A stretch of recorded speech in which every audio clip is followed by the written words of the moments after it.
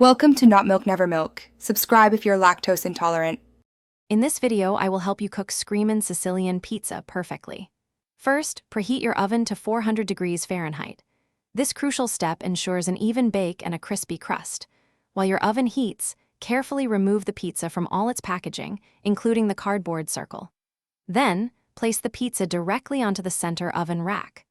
Avoid using a baking sheet, as direct contact with the rack helps achieve that signature crispy bottom.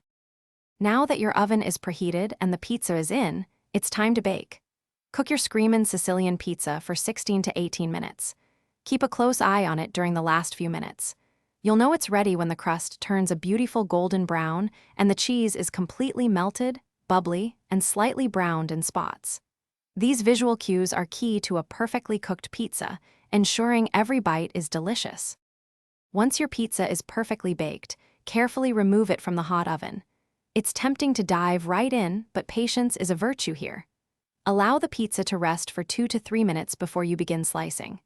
This short resting period is essential because it allows the hot cheese and toppings to set, preventing them from sliding off and ensuring you don't burn your mouth. Plus, it makes for cleaner, more manageable slices.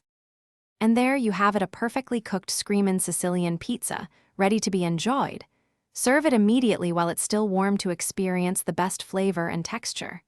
Pair it with your favorite cold beverage for a complete meal.